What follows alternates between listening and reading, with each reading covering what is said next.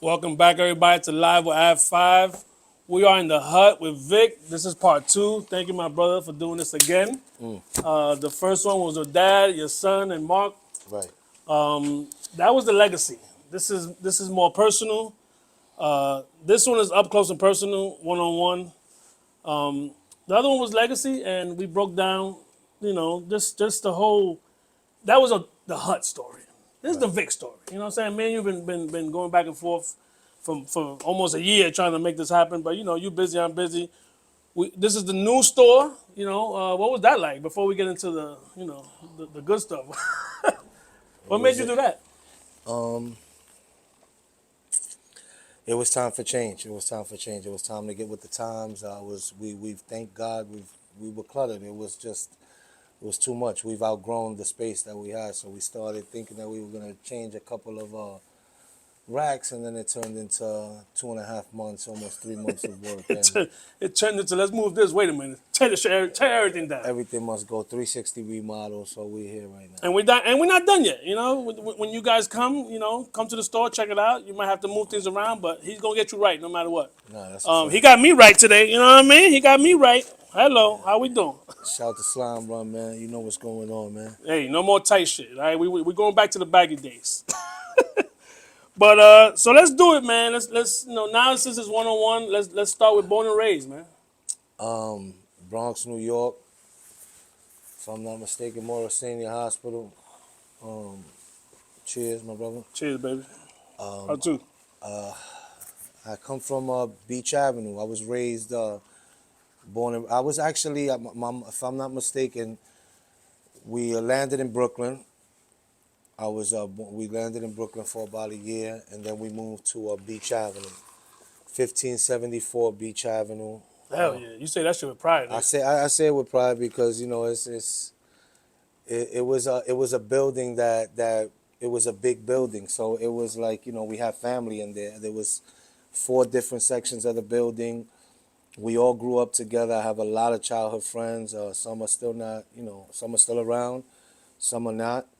And then that neighborhood I was from was epic, man. It was epic. Growing up as a child in Beach Avenue, it was crazy, man. It was nice times.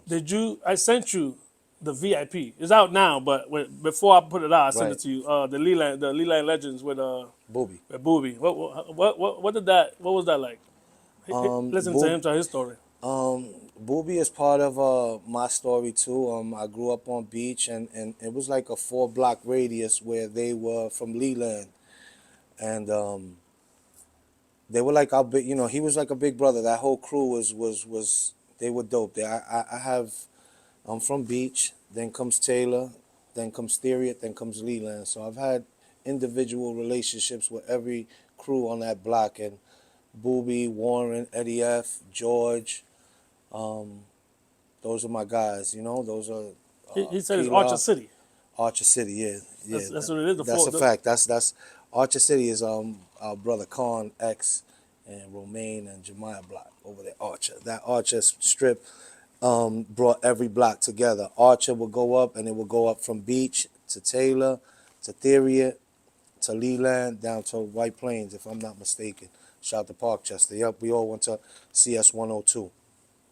That's a fact. I remember we spoke about that, and that's where our brother Elliot, for some reason, he was from Morris Park, but he went to 102. To this day, I don't understand what the hell happened there, but we talk about that a different day.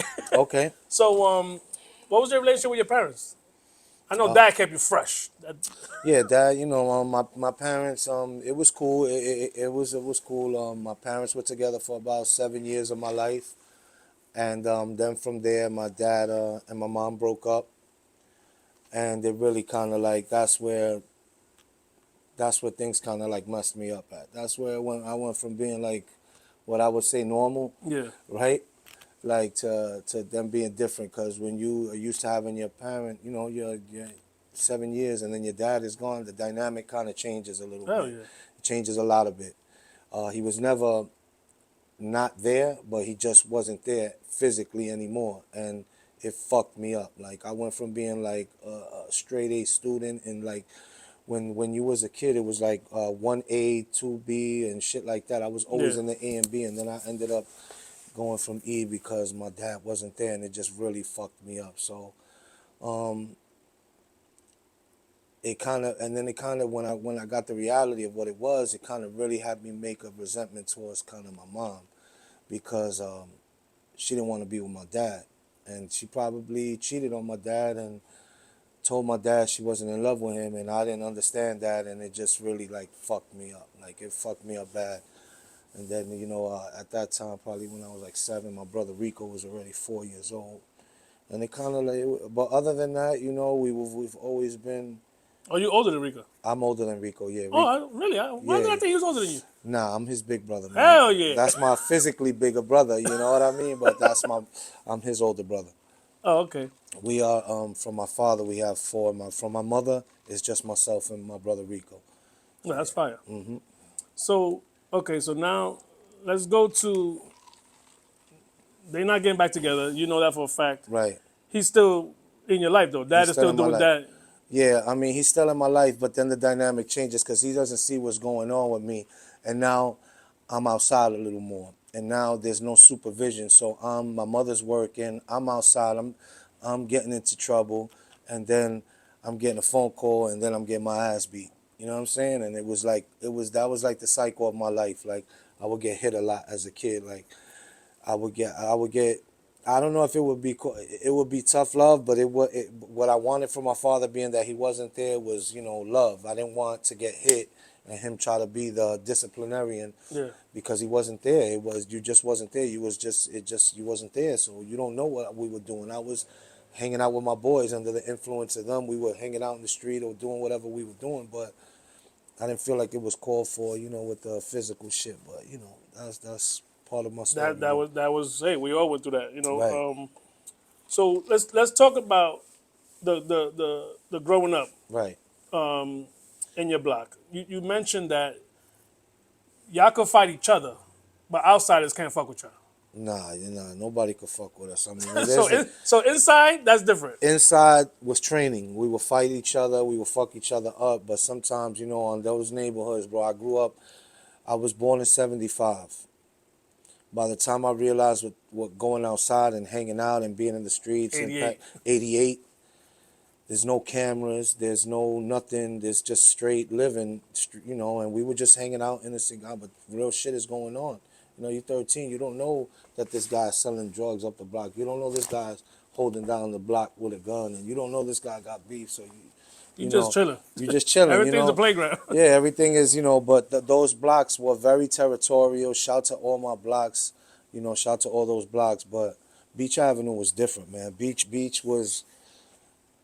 like I told you, like I respected Leland and what they stood for, because they stood for individuality. They weren't trying to be, the gangsters and all that. They were the ladies they were the ladies crew. They were the party crew, and they were about having a good time. But at the same time, don't get it fucked up. Like they will. George, rest in peace. He was no joke. Like, you know what I'm saying? And rest in peace. They'll throw them hands. The hands was definitely getting thrown. I witnessed, like I told you, I witnessed Warren, rest in peace, my brother Warren. I witnessed Warren get it popping with Johnny Melendez and if we got stories to tell from that block, from Beach Avenue and all of that. It's just like we've. It was like our own little world. It was our own world, but people were dying out there. A lot of people were getting killed, bro. It was like reality. Shout to. Shamira Bello and Jessica Guzman. That was around my childhood age as well. Those were 2 girls from the neighborhood that were that were that were raped and killed at a young age. That were from our Yeah, I saw neighborhood, that.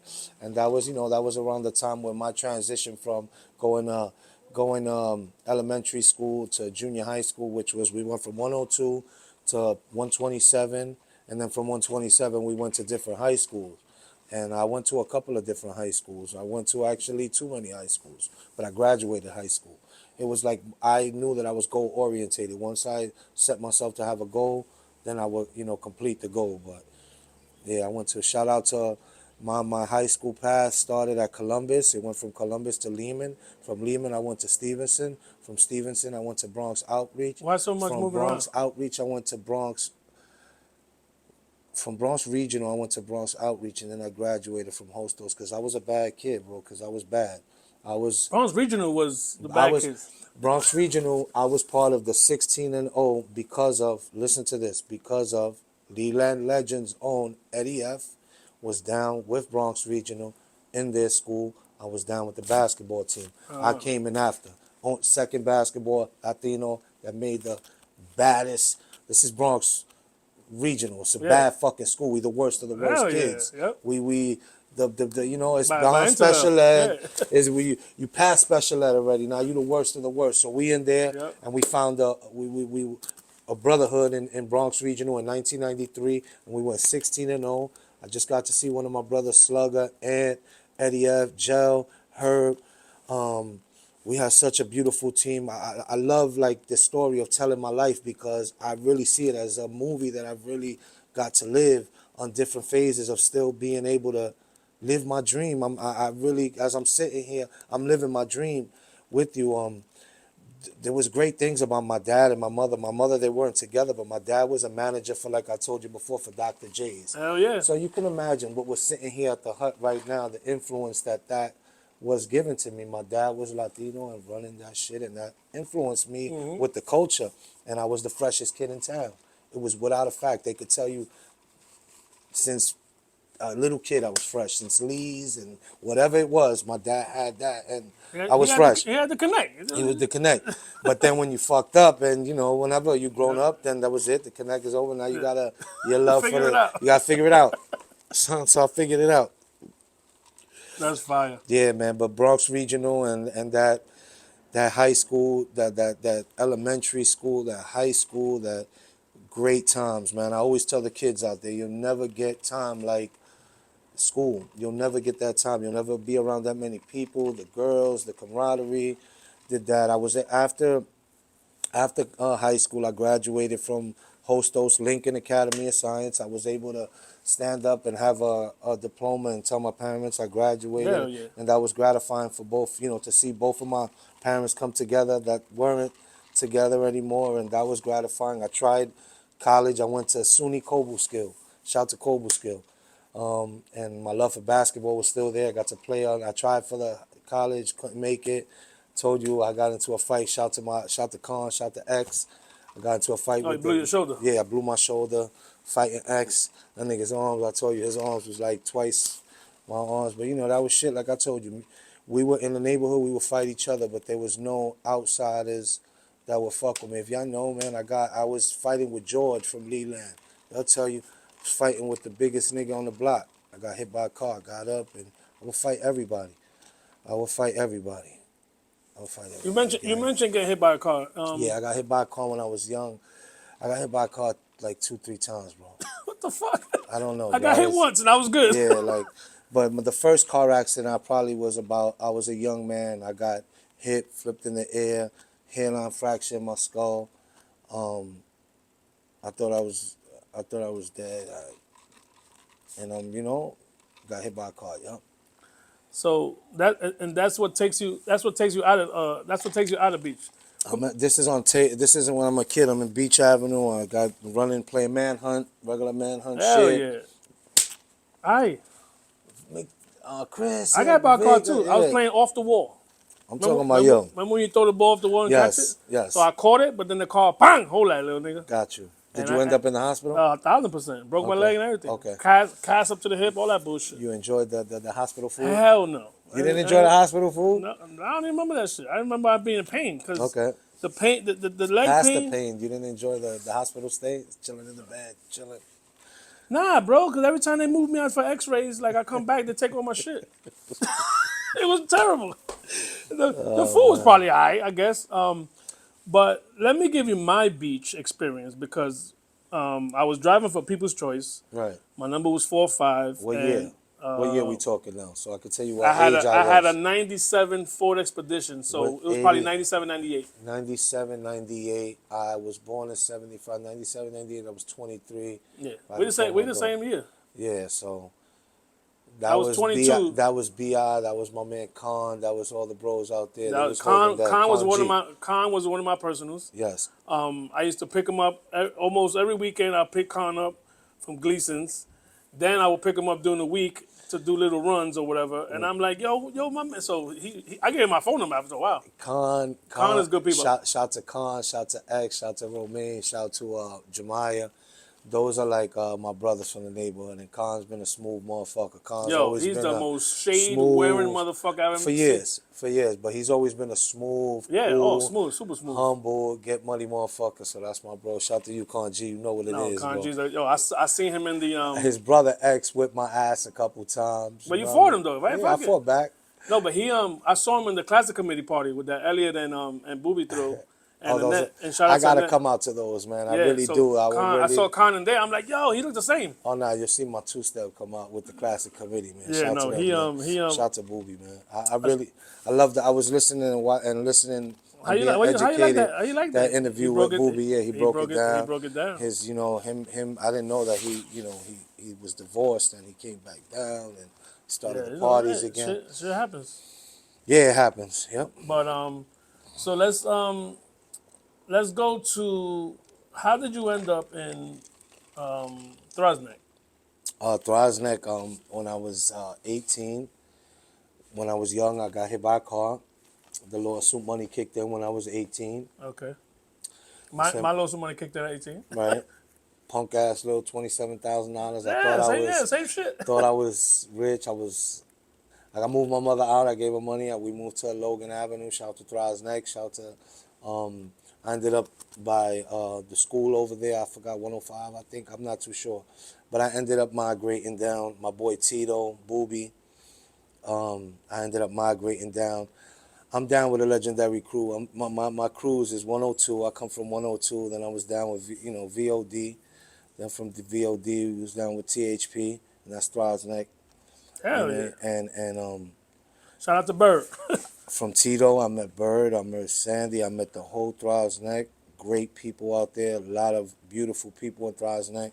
I got my boy Tito's sister's name tatted on the back of my neck, Joanna. Rest in peace to Joanna. And she's my daughter's middle name from Throsneck. So Throsneck holds a big special place in my heart. I got a lot of love for those people over there. Bird was always a pain in my ass, but Bird is part of my story too. Bird is like me and Bird go sandbox. Whatever we had to do to get money, we come from that. So, Bird is my brother, and I love Bird. Bird is one of my friends that I could take it back with. Bird is somebody that I could go out with, have a good time, laugh, dance. So shout to all my Throsneck people out there. Tito, I love you, and there's so many great people out there in Throsneck. I love that. Shout out to Throsneck, man. You know how I feel about Shout out to Throsneck, baby. All right, so now we're in Throsneck. Let's get into the HUT first, and when you take over. So from Throsneck to when Dad is doing the mixtape, the Salcedo shit, and it was what you said it was like a closet, right? Yeah, it was. We were right where we were at. It was a small store here. Shit, we're on 26 years. So we're talking about like 99, right? Yeah. Yeah. So I did the college. I did a semester there. Came back. College didn't work. Came to the block. Check that mic real quick. All right, we lit. Go. Ended up going to a drug program, which ended up being a blessing because I ended up in daytop, and I ducked the situation behind. Ended up in daytop. Put it like that. Oh, so you took the program instead of jail, pretty much. Pretty much. Hey, Yeah. we take that. All right. Fuck it. So from there, then my dad opened up here, and then I ended up, devoting my life to the HUT. Okay, so Throsneck. Was the end of my hustling career. I ended up from Throsneck, shout to Tito's mom. I ended up working at Eatsy's, which was downtown in Macy's, and then from Eatsy's, I ended up working in ESPN Zone. So these are two. Remember that shit? Yeah, I opened Hell up. yeah. I was part of the opening team on ESPN Zone. Wow. Shout out to Sous Chef Ray, Udine, all of them. So that's what happened. Thank you for asking me that. So I got fired from working at ESPN Zone. I was lost, and I asked my dad to, put me pretty much in here, and he ended up leaving me with the store like he told you. And I ended up working here and taking over, and then he saved me from going Yeah, because back then out he to the retired. street. Yeah, Yeah. he retired. So now that we're in the store, right? There's a, and I'll keep it real with you, right? The first time last year when we did the first interview, right? Right. And I promote shit before I do it. The HUT can't wait. Yo, we're gonna. So the DMs are a little weird. Why the fuck you fucking with that nigga? And that nigga's a fucking asshole. And I'm like, what the fuck? I'm still new to the interview and shit. Right. So you were the first one that I got that response. Like, what the fuck is going on here? Because I don't know you like that. Right. You always been good to me. Right. So I can only judge a person by how they treat me. Right. I come in here, you always show love. So I'm like, I'm DMing these motherfuckers. Yo, it's already happening. Like, mind your fucking business, whatever. So, are you aware? Of my perception. Yes. Yeah, I'm aware of the perception. I've heard a lot of the perception of me. Yeah, definitely. Okay. How does it feel knowing that people do? Okay. Pers- Are you an asshole? I I can be. I think so. I can be. Yeah, I think I can be an asshole. I mean, I'm aware So of you that. could I don't think per se I'm an asshole. Like I think all I'm day asshole. You don't. Yeah, no, I think I'm. I think we all have asshole moments. I think that the stress of being in this business for as long as I have has taken a toll on me. The stress has become who I am. The stress of running a day-to-day business like myself, that I don't have the certainties of a check week to week, and the certainties of knowing what it has made me definitely a bit grumpy.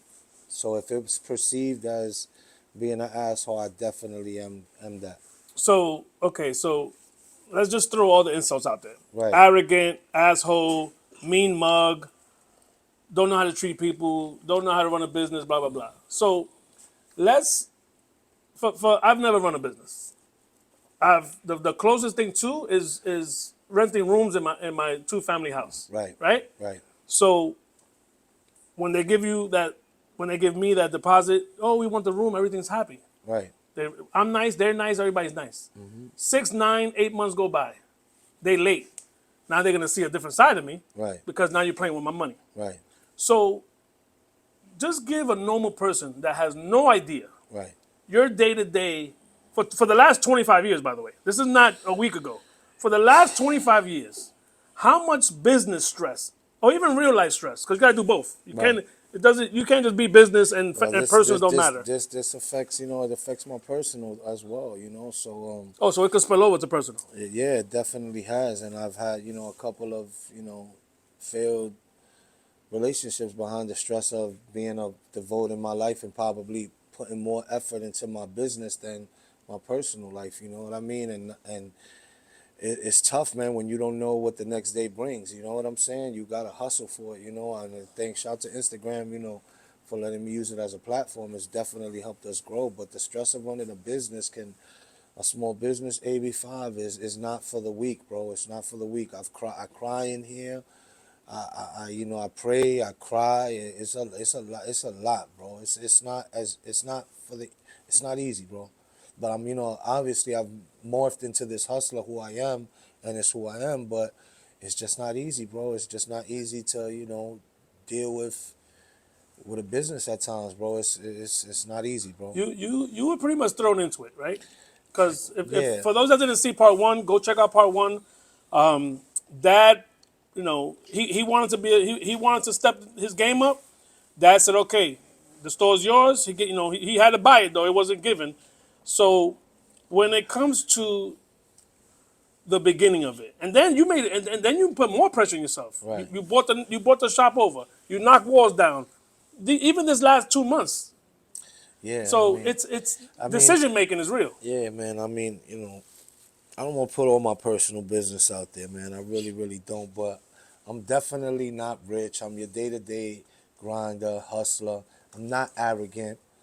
If you talk to me, I think I'm misunderstood, bro. I think I'm really, really misunderstood. Like I told you before, I'm not clinically diagnosed with bipolar syndrome, but my emotions are, from when I was a kid, like I told you, spilling back to when my dad, I would, it went from to the point where, I ended up in special ed. So they would categorize me as emotionally disturbed. So I definitely can see where my emotions definitely take over me a lot, a lot, you know, and I can go from being happy to upset to crying. So it's a lot of, you know, emotions on a day-to-day basis. And, you know, while I'm struggling, I'm trying to uplift others as well and give others opportunity to work with me and pay their bills and try as best as I can.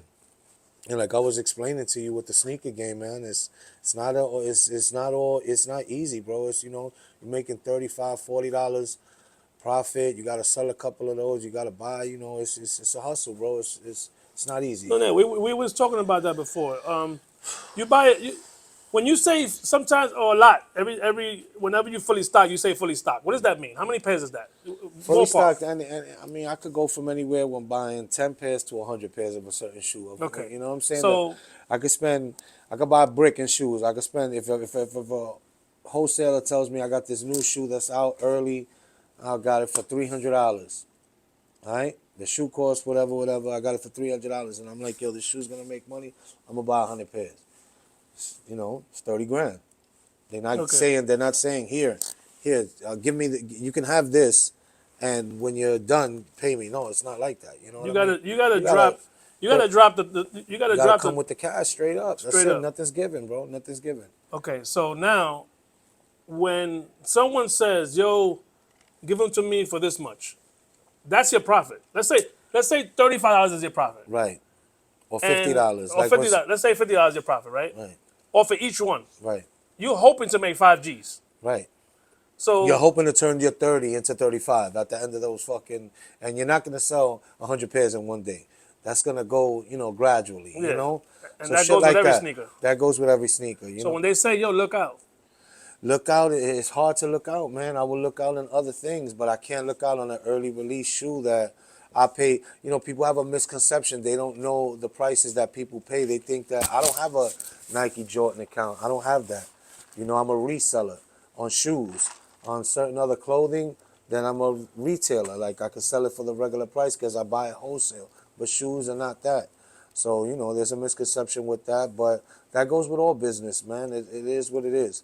and nobody feels sorry for you. Nobody feels Nobody sorry for you. feels sorry. Nobody gives a fuck. And you know, a lot of people that have these comments about me never came into the store, never interacted with me on a one-on-one. And I know that that's the perception of a lot of people that walk through the door. But I could tell you that when people do walk through that door and they come out of there, they're like, yo, everything that people said about that guy, it's not the case. You know what I mean? At one point in time, I was helping you. I was good. I was good to you. But if you've done anything to me, you've seen, you've stolen, I've had all type of deceit come in this way. It comes in all shape or forms. They come smiling in your face, and then they come out slithered. Like I've lost it all. I don't know. Like if you told I fixed this place before. The second day she started working here, I got Z in the building. One of my longest tenured What up, Z? employees. Z, what up? The second day she came in here, AB, my store was empty, bro. They broke into my store and took everything, bro. Everything. Everything. I'm talking about everything, bro. And you know, shout to my good people on the other side. They kept me, you know, going. Shout, you know, and And you they still know didn't what. fold.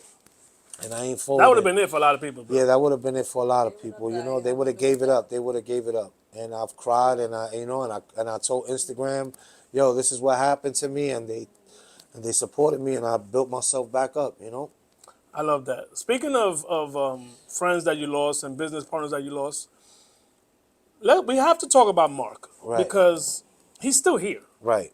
He's even a partner with you now, and he has his own store. So, what makes him different from the rest? Me and Mark started off in the street.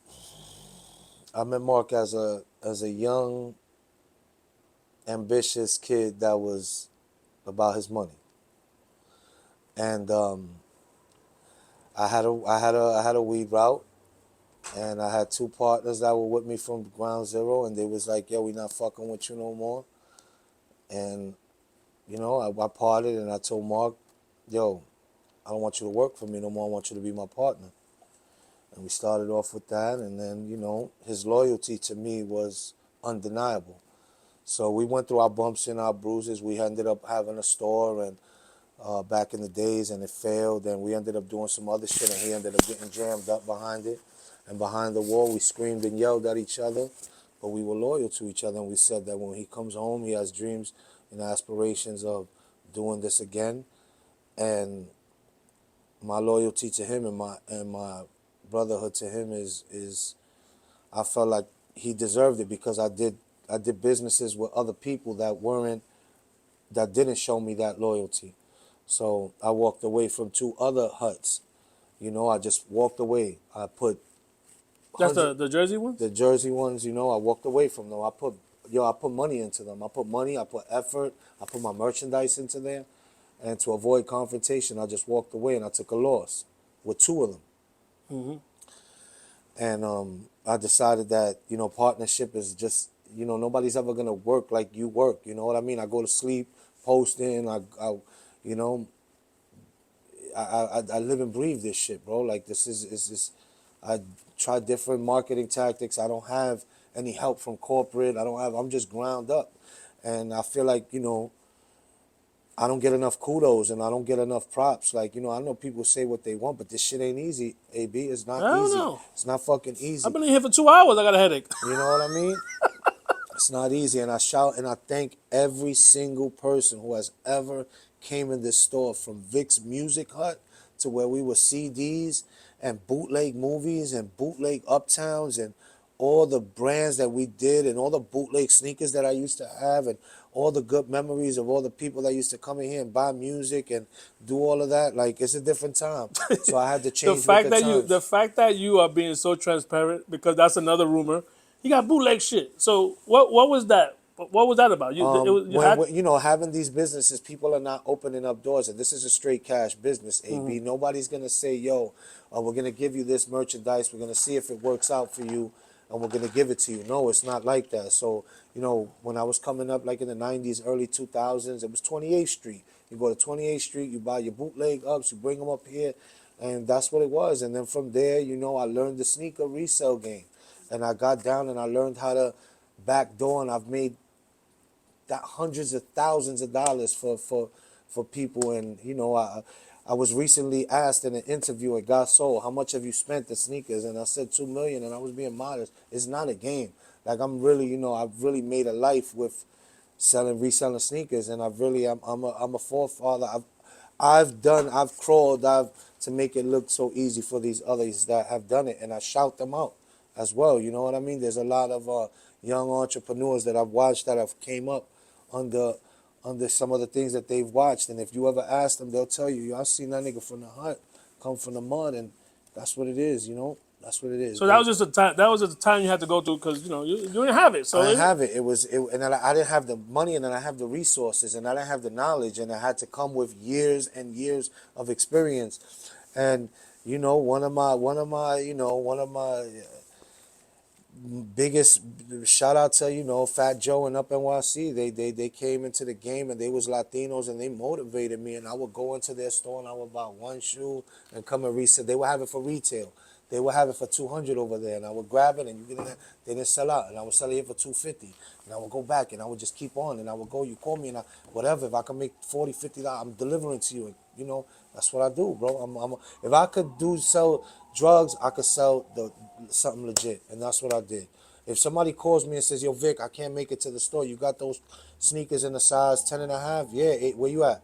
I'm going right to you, bro. Like, that's. I'm not gonna sit and wait for it to happen. I'm gonna make it happen, And I've dealt with a lot of adversity, and I've dealt with a lot of betrayal, and I've dealt with a lot of people that have backstabbed me and mistreated me because I'm not a gangster, because I'm a hardworking guy.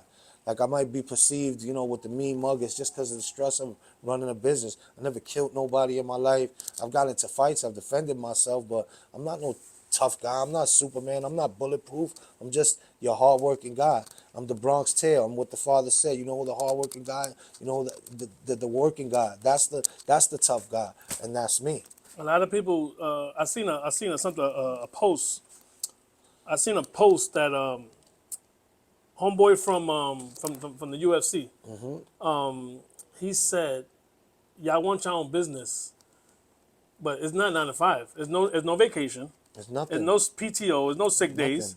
it's 20. If there's 24-hour days. Bro, if Whatever I you tell you sleep, you what's wake going, up. if I tell you what's going on with me in my personal life because of my devotion to this business, Oh, it's you would sacrifice. You gotta sacrifice no, something. but it's the worst thing. It's the worst thing. I've destroyed my marriage. Like I've destroyed everything on trying to devote and just thinking about how I'm gonna make the money in the next 5 years, the next 10 years, because the store got outdated. It wasn't cool. The hut wasn't the cool spot. So we I told you I threw a booth in the hut, and we're gonna Yeah, start doing fire. we're gonna start doing the booth, and I wanted you to interview me to rejuvenate me because I love what you do, bro. I told you that shit last year. Yeah, I love appreciate what it. you do, and this is part of my bipolar shit. Like I could be here talking to you, and I'm getting teary eyed right now because I love what you do, and I'm passionate about my being genuine, bro. And it takes a lot of people take advantage of the fact that I am a genuine giving person, bro. So, let's talk about IG posts because Oh boy, let's do it. Yeah, yeah. here it You good? goes. I'm All ready. right. I'm So the ready. IG post, right? Yeah. One of the DMs that I got the first time I interviewed you is, "Yo, don't fuck with that nigga. He dissed DMX." What? I never seen the post. I never read the post. You said you don't even want to remember the post. I don't, but I will. It's part of the just What was your intentions of that post? the. It was more like like trying He to. did not pass away yet when you posted it. I Absolutely just want not. to set up. I just want the people to understand. And first and foremost, rest in peace, dog. I love you. I respect you. Slipping was my theme song to my life, with slipping, falling, getting back up. Like, DMX is the culture that I come from, and I love and I respect him. And that's how I feel. Like if I had the pleasure to meet DMX come into the hut. Shout to Gilly. Gilly brought him in. And DMX, I met him one time in Fordham. He was in Jimmy's just having a drink. I also got to be right next to Hattie Racks when he rapped for DMX and did his rendition of Slipping. So I put up a post, like I told you, I was coming back from Florida. I had a long trip to Florida, and I put up a post that I don't even remember how I worded it, but it didn't get the right, it wasn't, nobody found it funny, bro. It came. It didn't come off, It was supposed to be a joke. and it didn't come off as a joke. And I fell asleep in my house, and my daughter called me and was like, "Dad, you better take that post off. They are chewing your ass up on Instagram." And I think my bro, shout to Hocus 4/5, shout to S1 just came home. I had to go on live with Hocus 4/5, and he aired me out like, "Yo, what was you thinking about posting that?" And I was like, I wasn't thinking that it was gonna get this much attention. Hocus's repost got people like Swiss Beats, The Locks, like it got. I didn't know Vic music. It was the worst thing that could ever happen. Like I told you, the store was doing well. If you want me to be honest with you, I started getting death threats. I started, it was very uncomfortable for me. It was the ending of my credibility with music for the music cut. It was like everything I would have worked for got shot down. Some people, most people knew that, Vic, nice guy. He doesn't mean no harm by it, but it just wasn't The perceived. ones that don't know you, they don't They know. didn't give a fuck. So like I said, once again, bad. It was a bad choice of post. Rest in peace, dog. And I love you. I still listen to your music to this day. I love all of his music.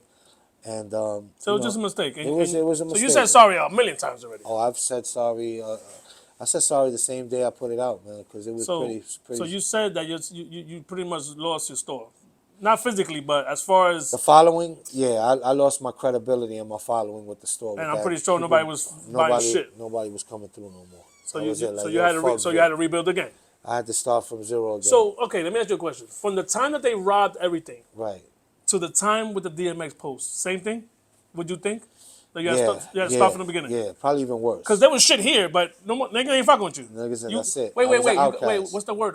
Canceled. You were I canceled. was. They canceled the You were hut. hip hop, clothes, culture canceled. I was culture canceled. Yep. God damn it. Yeah. Bro. So okay, so another rebuild. Another rebuild. Yeah. Yep. During that time at the Hut, I don't know if you know. Also, though, during the time at the Hut, from time to time, we would do.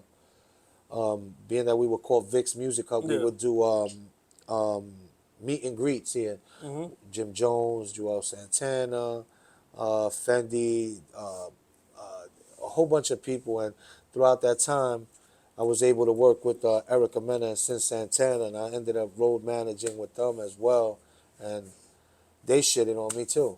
Oh yeah, that wasn't fucking. Cancel. Cancel means cancel. Cancel means cancel. They stopped fucking with me, so you know. Did you get any of those relations back? No, I haven't. I was cool with Erica. I see her doing her thing. I'm happy for her. I'm happy that she's back in motion. Me and Erica was super tight. People when people become super tight, like that, people start feeding people with poison. So Erica was like, was super cool. I fuck with Erica, man. Heavy, heavy, heavy.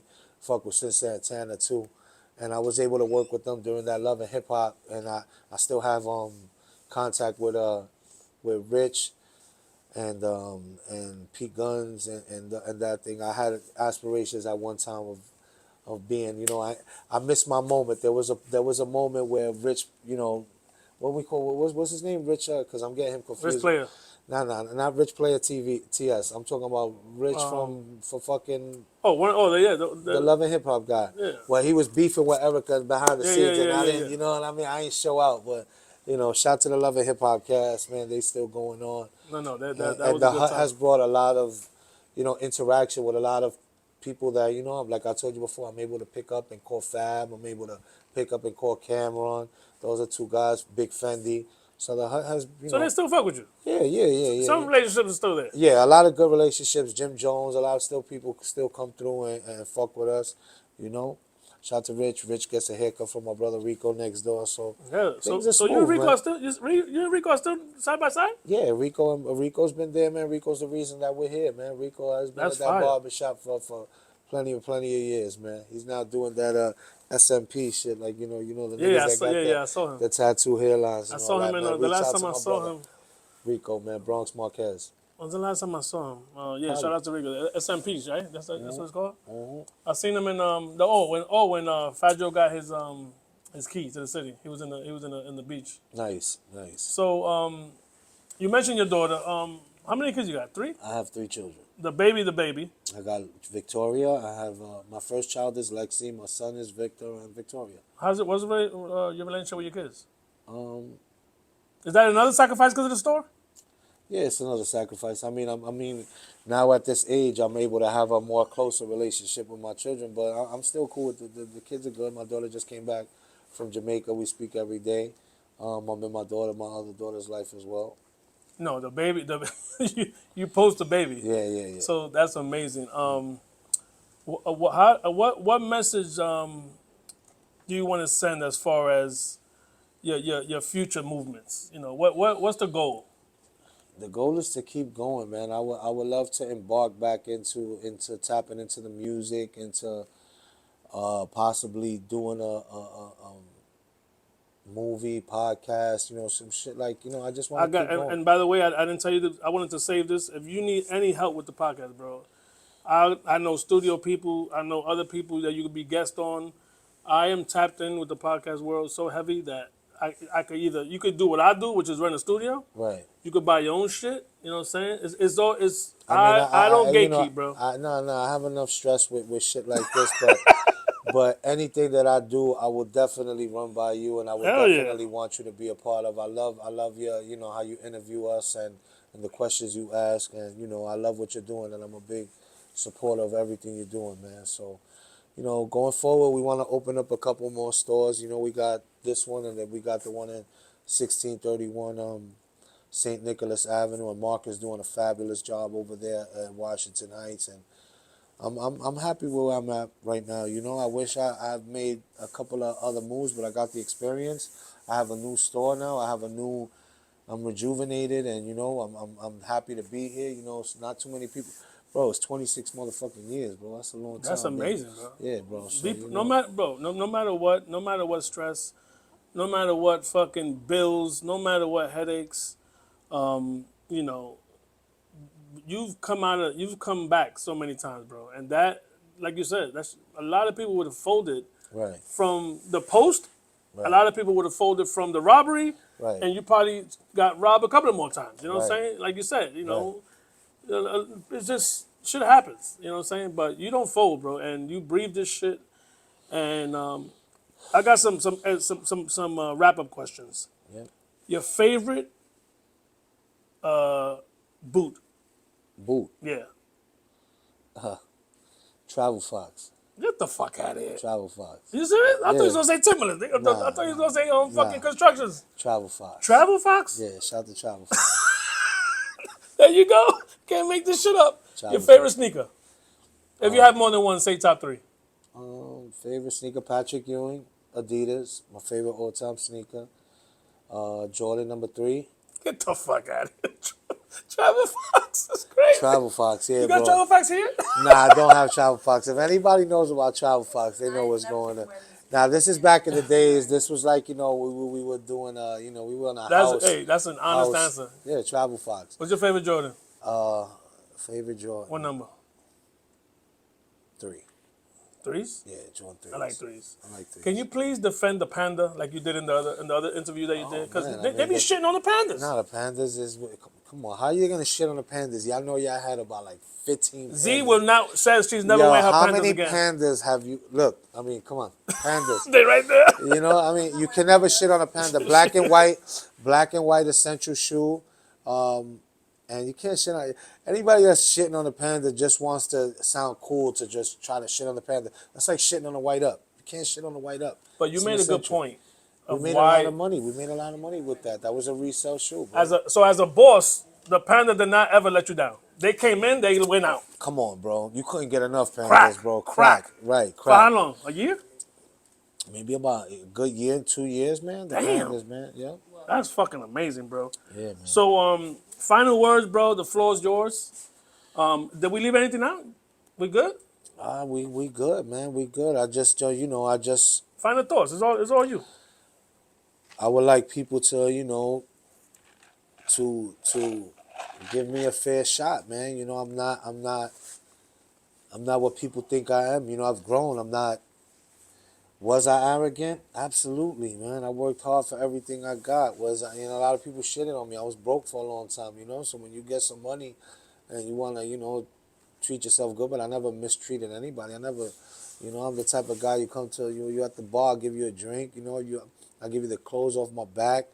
I'll feed you when I'm with me, you know what I mean? Like, I'm not what people perceive. And for all the people that are out there, I wish that y'all would, come in here and shop. We have fly, affordable stuff. It's not all, everybody thinks that, everything is expensive, bro. We got $20 t-shirts, bro. We got $20 shorts.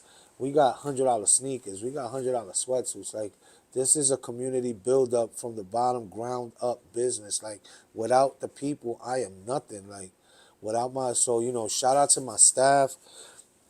Excuse me, I would like to shout out my staff that deal with me as an individual and the pain that I go through on a day-to-day. I bring that shit into the store at times. I'm crying. So shout out to Z, shout out to Tina, shout out to G, shout out to every employee that has ever worked here, good or bad. At one time it was good, and 9 out of 10 times y'all did bad. Y'all know y'all did bad. And there was probably times where I probably couldn't pay because I didn't have the money, and I apologize. It's part of the growth of the business, but overall, my heart was at the good place, and and I just hope I'm an inspiration for people to just keep going, and anything that you practice and you just keep on doing, it just becomes natural, and that's it, bro. I'm a Bronxite. I love the Bronx. I love everybody that's come and supported the HUT. And like I said, man, shout out to AB5, man. Keep on doing what you're doing. I love what you're doing. I'm just tapped in all the way. And I'm thankful that you took enough time to say, yo, Vic, no problem. I will come and let you speak again. Thank you, bro. I appreciate that Nah, I had to because shit. Excuse me. I am the biggest mama's boy in the world. Oh, you gotta get mom to put a shot. Shout out to my mother, my backbone, my everything, that every time I don't have a place to go, she has always opened that door. She is my rock. My mother, Migdalia Rosas. I love you. There's so many people that say, that time is gonna come where, she's still around, but so many people have lost their parents. I am nothing without my mother. I love my mother to death, bro. I Shout love out my Mom Deuce. mother. Hell yeah. I love my mother to death, and I just want to make my mother and my dad proud. And that's it. We can end that shit like that, bro, because Give me some tears, man. Give me some tears in my hand, baby. There you go. Vic, baby, part 2, the HUT.